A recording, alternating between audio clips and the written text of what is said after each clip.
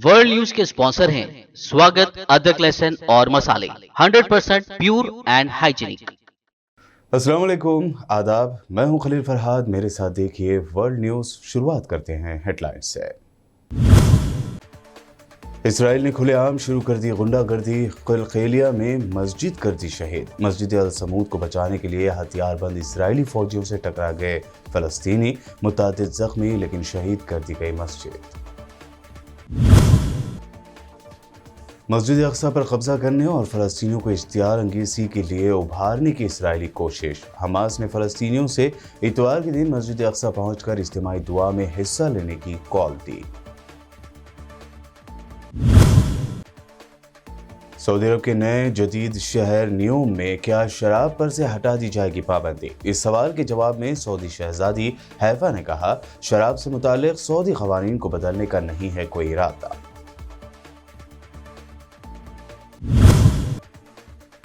Biden ने Taiwan को चीनी हमले के बाद फौजी मदद देने की कही बात तो भड़क गया चीन। कहा, ताइवान हमारा अटूट हिस्सा, किसी भी बैरूनी कुव्वत की मदाखलत नहीं करेंगे बर्दाश्त, भुगतना होगा संगीन नताज। हिंदुस्तान में ट्रिपल तलाक के बाद अब तलाक हसना पर बुलंद हो रही है आवाजें। तलाक हसना को गैर कानूनी और गैर आईनी करार देने की दरख्वास्त पर फौरी समाज से सुप्रीम कोर्ट ने किया इनकार। और यूपी असेंबली में अखिलेश यादव और डिप्टी सीएम केशव प्रसाद मौर्य में सड़कों की तामीर को लेकर जबरदस्त लफ्जी झड़प। सैफई से पैसा लाने की बात पर अखिलेश यादव को आया गुस्सा। बीजेपी लीडर से कहा, तुम अपने पिताजी के पास से लाते हो क्या पैसे? ये हेडलाइंस बढ़ते हैं खबरों की तफसील की जानिब। फ़लस्तीन से मिलने वाली इत्तलात के मुताबिक रामदीन के रिहायशी हिस्से में इसराइली फ़ौज ने अल समूद मस्जिद शहीद कर दी। ये कलकेलिया में हिफाजती दीवार के अक़ब में वाक़ थी।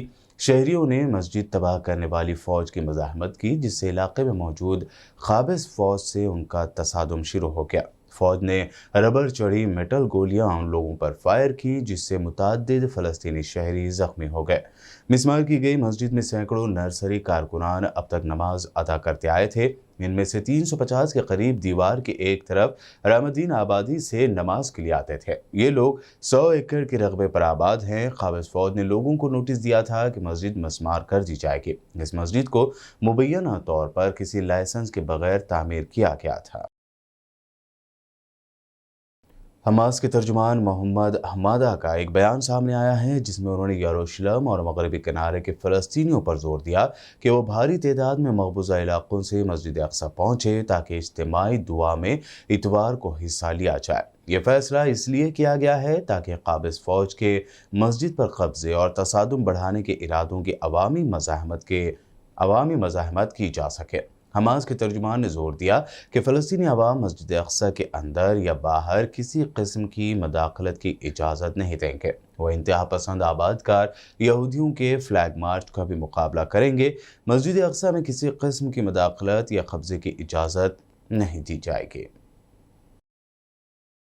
तुर्की के वज़ीर ख़ारजा मौलूद चावुशोगलू ने इसराइल का दौरा किया है। उनका कहना है कि इसराइल के दौरे का मकसद दो तरफ़ा ताल्लुक़ात को बेहतर बनाना और ये दौरा फ़लस्तीनियों के भी फ़ायदे में रहेगा।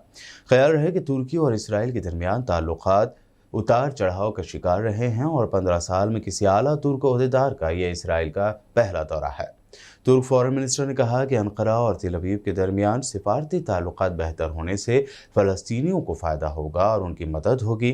तुर्क वज़ीर ख़ारजा ने अपने इसराइली हममनसब यार लापेज से यरूशलेम में मुलाकात की, जिसका मकसद ताल्लुकात को बेहतर बनाना था। दोनों वज़रा ने इस बात पर जोर दिया कि बरसों की कशीदगी के बावजूद दोनों ममालिक के दरमियान तिजारती ताल्लुकात बढ़ते और तरक्की करते रहें।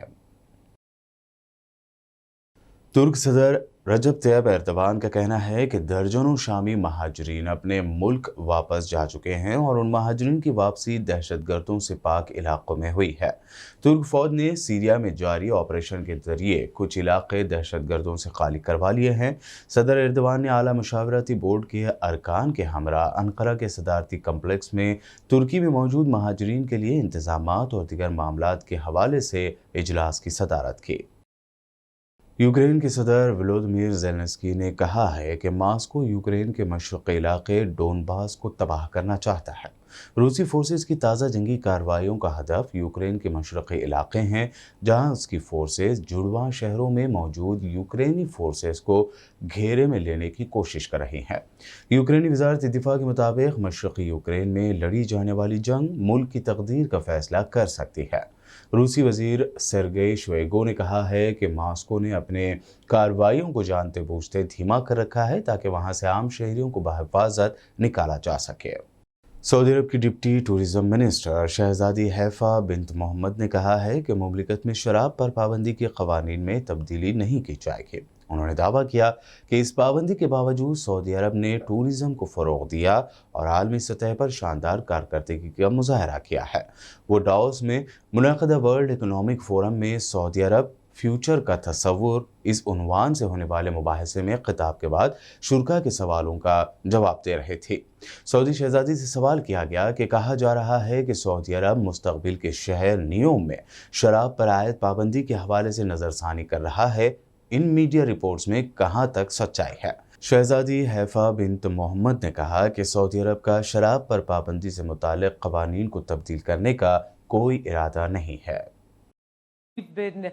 Saudi has been very transparent about where it stands and everything. His Excellency said transparency comes first. We were very clear. I think we all even heard it from our head of state, where we stand on serving alcohol. So the short answer is we are going to continue with our current laws. We have been doing very well, and we have been competing, as I mentioned the numbers earlier. We've actually been outperforming globally when it comes to tourism with what we currently have to offer today. There's a lot to go around without... Afghanistan में 3 airports का इंतजाम संभालने के लिए मुल्क में बरसर इख्तिदार तालिबान और मुत्तहिदा अरब अमारात की एक कंपनी के दरमियान मुआहदा हुआ है। तालिबान की अबूरी हुकूमत के नायब वज़ीर आज़म मुल्ला अब्दुल गनी बरादर और दीगर हुकाम की मौजूदगी में गुज़िश्ता रोज़ मुआहदे पर दस्तखत किए गए। तालिबान हुकूमत के अबूरी नायब वज़ीर आज़म ने सोशल मीडिया पर एक पोस्ट में कहा कि हवाई अड्डों की ग्राउंड सर्विसेज का मुआहदा तय पा गया है। यूएई की company GAAC Kabul international airport, Kandahar और हरात के एयरपोर्ट्स की ग्राउंड सर्विसेज संभालेगी।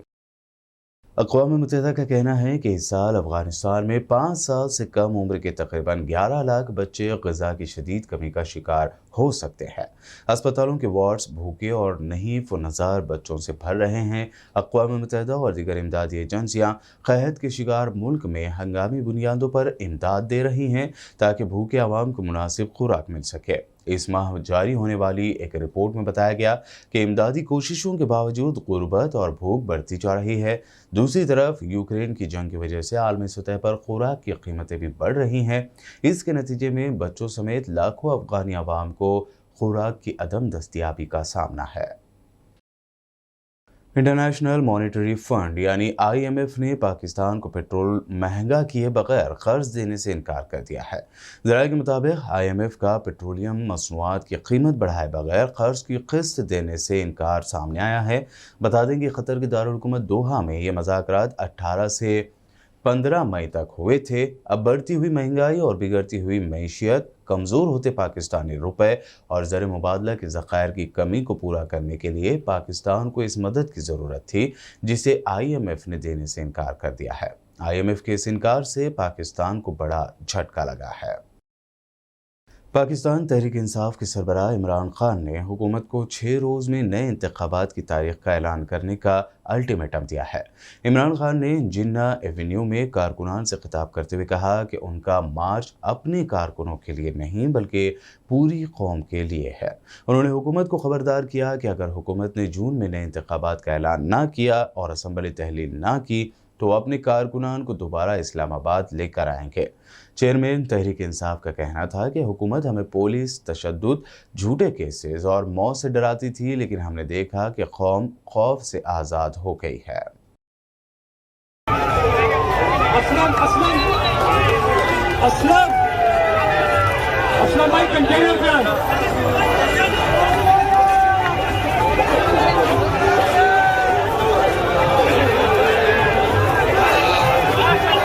बिस्मिल्लाहिर्रहमानिर्रहीम।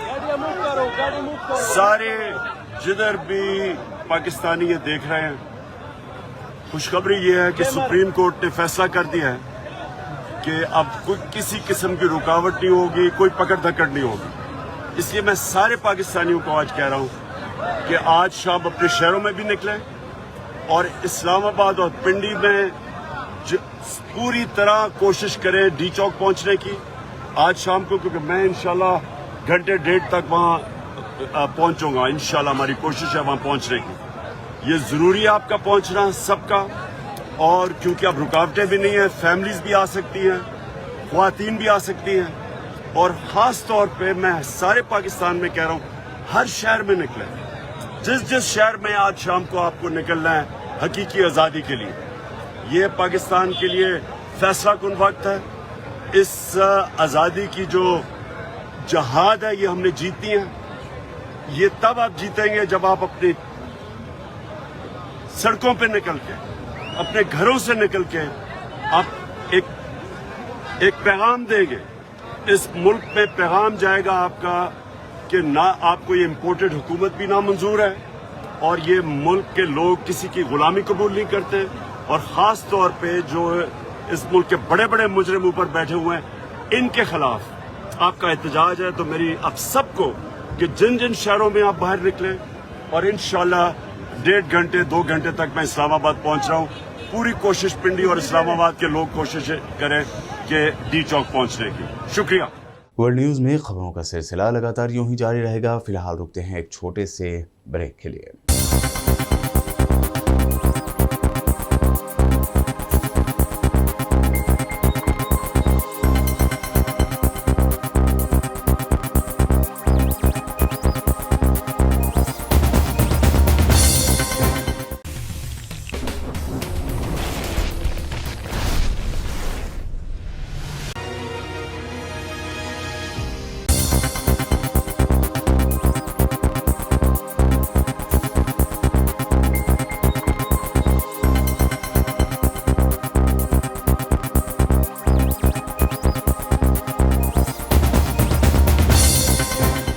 ब्रेक के बाद खबरों का सिलसिला जारी रखते हैं। चीन की फौज ने रूसी फौज के साथ मुश्तरका मशकों के जरिए अमेरिका को जजीरे ताइवान में मदाखलत की बाबत खतरनाक धमकी दी है। चीनी फौज के जारी करदा बयान में कहा गया है कि ताइवान के करीब मुश्तरका फौजी मशक़ें अमेरिका के लिए एक वार्निंग है।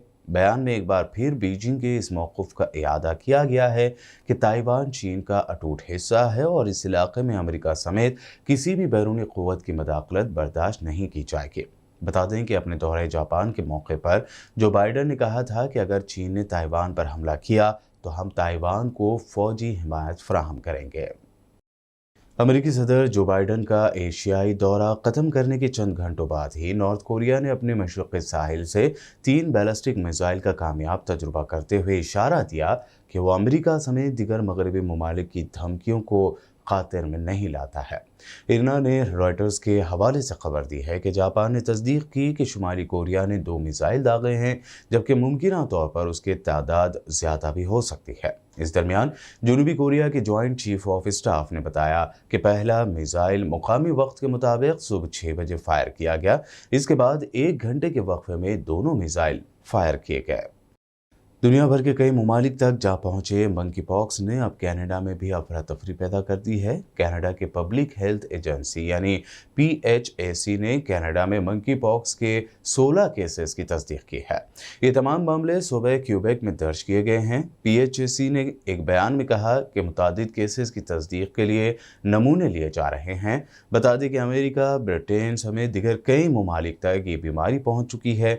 WHO की जानिब से अलर्ट जारी किया गया है कि ये बीमारी मज़ीद कई मुल्कों में फैल सकती है। सोशल मीडिया पर लेबनान की खातून टीचर की जानिब से तलबा को कार से कुचलने के वाक़े की वीडियो सामने आई है। ये वाक़या तलबा के एक ग्रुप के दरमियान झगड़े के दौरान पेश आया। गाड़ी की टक्कर से कई तलबा ज़ख्मी हो गए। बाज़ ज़ख्मियों की हालत तशवीशनाक है। इस खौफनाक हादसे का शिकार होने वाले तलबा में से बास को अस्पताल ले जाया गया। सोशल मीडिया पर इस वाक़े का एक वीडियो भी वायरल हो रहा है। इस वीडियो में एक शख्स को ये कहते हुए सुना जा सकता है कि एक खातून ने तेज़ रफ्तार कार सड़क पर खड़े लोगों के हुजूम पर चढ़ा दी। इनमें से बेशतर स्कूल के तलबा थे। ये वाक़या जनूबी लेबनान में मरीजा के मुकाम पर पेश आया। अहनी शाहिदी ने यह भी बताया कि बज़ाहिर ऐसा लग रहा था कि ड्राइवर से कार बेकाबू होकर तलबा पर चढ़ गई। ताहम लेबनानी सिक्योरिटी हुकाम ने इस वाक़े की तहक़ीक़ात शुरू कर दी है।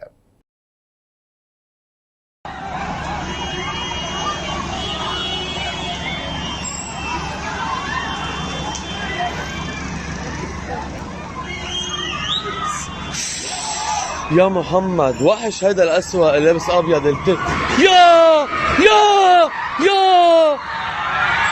يا يا يا لا ترجع يا بنت الله ترجع. لا يا بابا لا فاطمة فوتي فيها.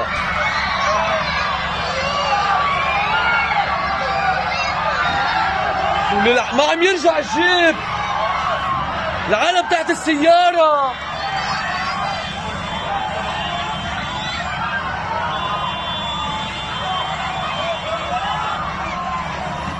يا الله ويني بقلبها هي؟ عملت نسر بنت الحرام. وينها شو صار معها؟ يا الله أشلاء.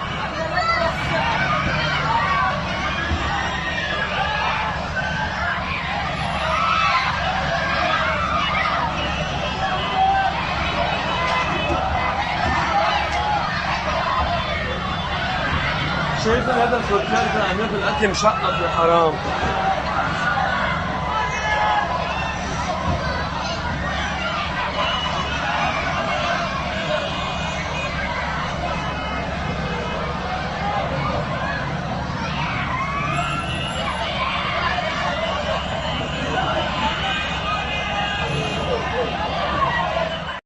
और अब देखते हैं नेशनल न्यूज़। हिंदुस्तान में ट्रिपल तलाक के बाद अब तलाक हसना पर आवाज़ें बुलंद होती जा रही हैं। सुप्रीम कोर्ट ने एक दरख्वास्त पर फौरी समाअत से इनकार कर दिया जिसमें तलाक हसना और दीगर तमाम किस्मों के एक तरफा तलाक को गैर कानूनी और गैर आईनी करार देने का मुतालबा किया गया था। दरख्वास्त में दावा किया गया कि ऐसी तलाक़ मनमानी और गैर माकूल हैं और कई इस्लामी ममालिक में इस पर पाबंदी भी है। जस्टिस DY चंद्रचूड़ और बेला M त्रिवेदी की बेंच ने दरख्वास्त गुजार मुस्लिम खातून की वकील पिंकी आनंद से अगले हफ्ते इस मामले का जिक्र करने को कहा है। यूपी की सियासत में फिर एक मरतबा घमासान देखा जा रहा है। असेंबली में यूपी के डिप्टी CM केशव प्रसाद मौर्य और अखिलेश यादव के दरमियान ज़बरदस्त तीखी नोक-झोंक देखने को मिली। जब केशव प्रसाद मौर्य ने अखिलेश यादव से कहा कि क्या तुमने सैफई की ज़मीन बेचकर सड़क बनाई है, तो इस पर अखिलेश गुस्सा हो गए और बीजेपी लीडर केशव प्रसाद मौर्य से कहा कि क्या तुम अपने पिता यानी अपने वालिद के पास से पैसे लेते आए हो क्या? जिले की मुख्यालय की सड़क किसने बनाई? आपने बनाई? बताइए बताइए। फोर लेन किसने बनाई बताइए? मैं आप कृपया करके आपस में डिबेट नहीं करें। कृपया करके नेता प्रतिपक्ष पूर्व मुख्यमंत्री जी को ये बता दीजिए, ये 5 साल सत्ता में नहीं रहे, आगे 5 साल के लिए फिर विदा हो चुके हैं। 2027 में चुनाव आएगा, मैं तो यह मानता हूं कि फिर कमल खिलेगा, फिर आपका अभी कोई भविष्य इस समय नहीं है। लेकिन सड़क किसने बनाई है, एक्सप्रेस किसने बनाया है, मेट्रो किसने बनाई है? जैसे लगता है आपने सैफई की जमीन बेच करके ये सब बनवा दिया है। तुम अपने पिताजी से पैसा लाते हो बनाने के लिए? तुमने राशन बांटा है तो पिताजी ने क्या बात है? कोई बात है क्या?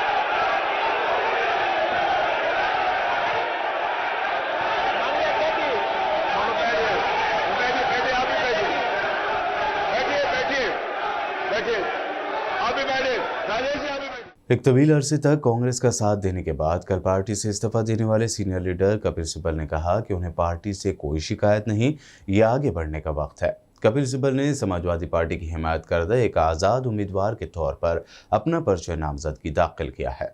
कपिल सिब्बल ने आज कहा कि मैं मुल्क की एक आज़ाद आवाज़ बनना चाहता हूं। इस वक्त पार्लियामेंट में कोई आज़ाद आवाज़ नहीं है, हर कोई किसी न किसी सियासी पार्टी के बंधन में बंधा हुआ है और मेंबर अपने दिल की बात नहीं कह सकते। कपिल सिब्बल के कांग्रेस छोड़ने पर तंज करते हुए एमपी के होम मिनिस्टर नरोत्तम मिश्रा ने कहा कि रोम जल रहा था और नीरव बांसुरी बजा रहा था। ये कहावत कांग्रेस लीडर राहुल गांधी पर मुनासिब बैठती है। एक हफ्ते में पार्टी के 3 बड़े लीडरों ने कांग्रेस छोड़ दी और राहुल विदेश में बैठकर छुट्टियां मना रहे हैं। इस दिल के टुकड़े हजार हुए, कोई यहाँ गिरा कोई वहां गिरा। ये कांग्रेस की स्थिति है। पिछले 1 सप्ताह में 3 लोग रवाना हो गए।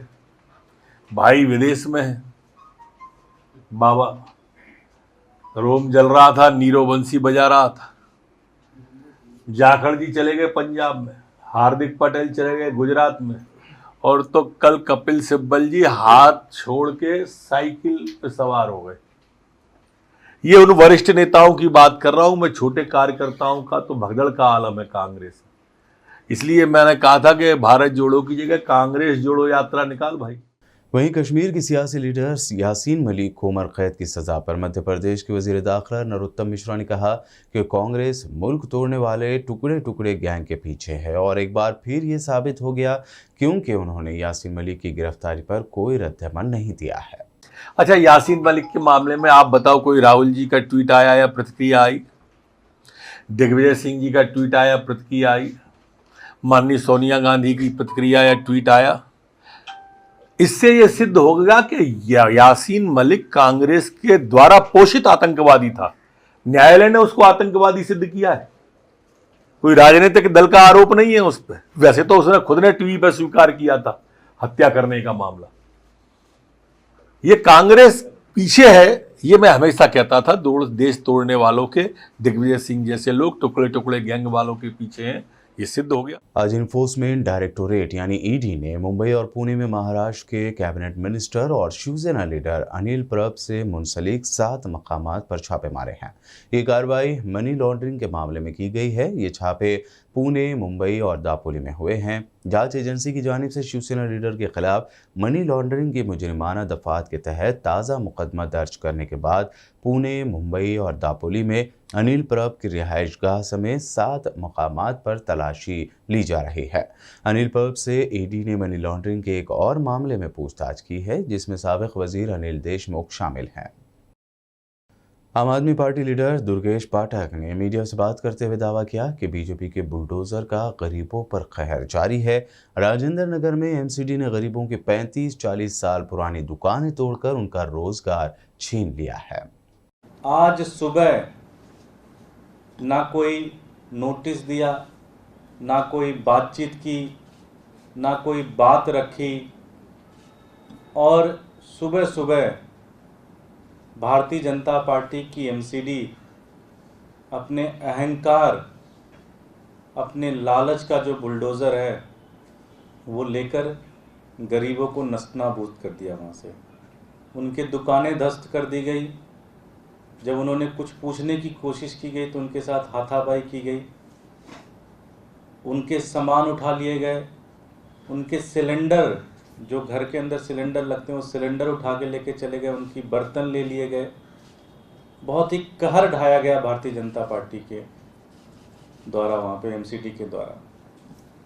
साथियों, आज नारायणा इंडस्ट्रियल फेज़ 1 के कुछ साथी जिनके दुकानों पे ऐसा किया गया, मेरे साथ बैठे हुए अपनी आप बीती बताएंगे आपको कैसे कैसे हुआ। वहाँ पे लगभग 30 से 40 दुकानें मुश्किल से 15 से 20 मिनट के अंदर पूरी तरह से तबाह कर दिया गया। उनका, आप वहाँ में से, मैं जानता हूँ आप में से बहुत सारे साथी वहाँ पे गए भी थे, ग्राउंड रिपोर्टिंग की। आप लोगों को वहाँ की स्थिति का अंदाज़ा हो चुका होगा। कह रहे हैं कि ये अनऑथराइज दुकानें थी, अवैध दुकानें थी, इंक्रोचमेंट दुकानें थी। मैं भारतीय जनता पार्टी से एक ही प्रश्न पूछना चाहता हूँ कि आदर्श गुप्ता जी से एक ही प्रश्न पूछना चाहता हूँ कि सर आप ये बताइए कि कोई दुकान अगर 35 साल से चल रही है, कोई दुकान अगर 40 साल से चल रही है, तो वो अनऑथराइज कैसे हो सकती है?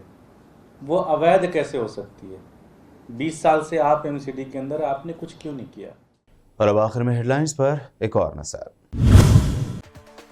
इसराइल ने खुलेआम शुरू कर दी गुंडागर्दी, कलकेलिया में मस्जिद कर दी शहीद। मस्जिद अल समूद को बचाने के लिए हथियारबंद इजरायली फौजियों से टकरा गए फलस्तीनी, मुतादिद जख्मी, लेकिन शहीद कर दी गई मस्जिद। मस्जिद अक्सा पर कब्जा करने और फलस्तीनियों को इश्तियार अंगेजी के लिए उभारने की इसराइली कोशिश। हमास ने फलस्तीनियों से इतवार के दिन मस्जिद अक्सा पहुंचकर इज्तिमाई दुआ में हिस्सा लेने की कॉल दी।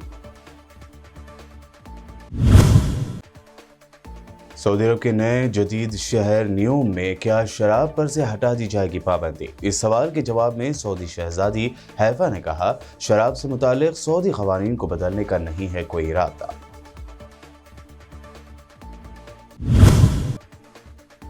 बाइडन ने ताइवान को चीनी हमले के बाद फौजी मदद देने की कही बात तो भड़क गया चीन। कहा, ताइवान हमारा अटूट हिस्सा, किसी भी बैरूनी कुव्वत की मदाखलत नहीं करेंगे बर्दाश्त, भुगतना होगा संगीन नताज। हिंदुस्तान में ट्रिपल तलाक के बाद अब तलाक हसना पर बुलंद हो रही है आवाजें। तलाक हसना को गैर कानूनी और गैर आईनी करार देने की दरख्वास्त पर फौरी समाज से सुप्रीम कोर्ट ने किया इनकार। और यूपी असेंबली में अखिलेश यादव और डिप्टी सीएम केशव प्रसाद मौर्य में सड़कों की तामीर को लेकर जबरदस्त लफ्जी झड़प। सरफे से पैसा लाने की बात पर अखिलेश यादव को आया गुस्सा। बीजेपी लीडर से कहा, तुम अपने पिताजी के पास से लाते हो क्या पैसे? वर्ल्ड न्यूज में ये थी अब तक की अहम इंटरनेशनल और नेशनल न्यूज। देखते रहिए BBN चैनल।